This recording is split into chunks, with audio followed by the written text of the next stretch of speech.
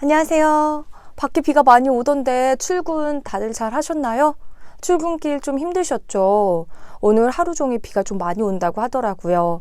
빗길 조심하시고요. 오늘 목요일이잖아요. 출근길 뉴스 함께 하시면서 즐거운 하루 보내세요. 합동참모본부는 북한은 오늘 오전 5시 34분과 5시 57분경 원산 일대에서 동해상으로 미상 발사체 2발을 발사했으며 비행거리는 약 430km라고 밝혔습니다. 정부는 세계무역기구 WTO 일반 이사회에서 일본의 대한 수출 규제 조치가 WTO 규범 위반이라는 점을 회원국들에 강조하면서 공개적인 방식으로 대화를 제안했습니다. 보리스 존슨 영국 신임 총리는 예외는 없다며 합의 여부에 관계없이 오는 10월 31일 유럽연합을 탈퇴하겠다는 입장을 나타냈습니다. 마크 에스퍼 미국 신임 국방장관이 중국의 기술 확장에 대한 강한 경계감을 표시하면서 우리 또는 동맹국의 시스템에 중국 기술이 진입하는 것에 매우 우려할 필요가 있다고 밝혔습니다. 세계 최대 소셜미디어 페이스북이 이용자 개인정보 유출 문제로 50억 달러, 우리 돈으로 약 5조 9천억 원의 벌금을 물게 됐다고 외신들이 보도했습니다. 중국이 24일 국방백서를 통해 한중 양국 관계 갈등을 야기해온 고고도 미사일 방어체계 사드 배치 문제를 처음으로 언급해 파장이 예상됩니다.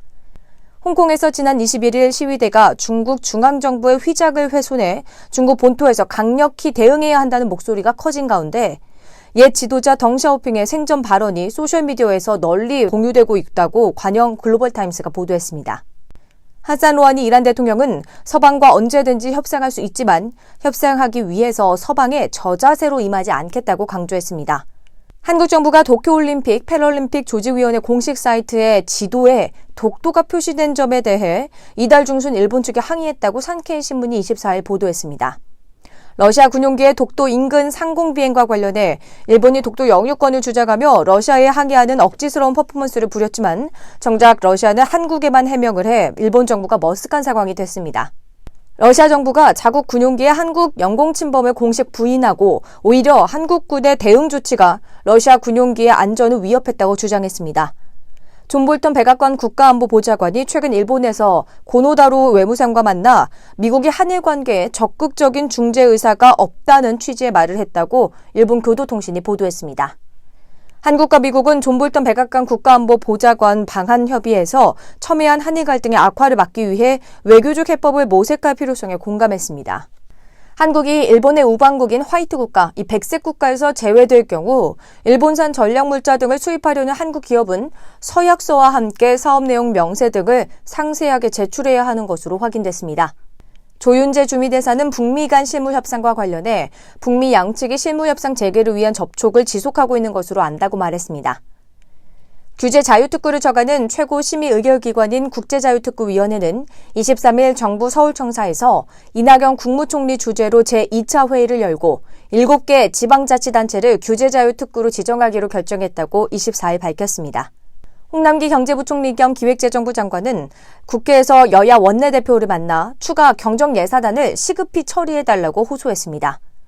일본 수출 규제에 따른 불매운동이 계속 확산하면서 일본 여행을 취소하는 사람도 갈수록 늘고 있습니다. 카카오뱅크가 2017년 7월 영업을 시작한 지 2년, 인터넷 전문은행 특례법이 시행된 지 6개월 만에 카카오가 비금융인 정보통신기술 기업으로선 국내에서 처음으로 인터넷 전문은행 대주주가 됩니다. 자동차 엔진에 구조적 결함이 있다는 사실을 알고 미국에선 리콜을 진행했는데도 국내에선 바로 리콜 조처를 하지 않은 혐의로 현대 기아차 법인과 전현직 임원들이 재판에 넘겨졌습니다.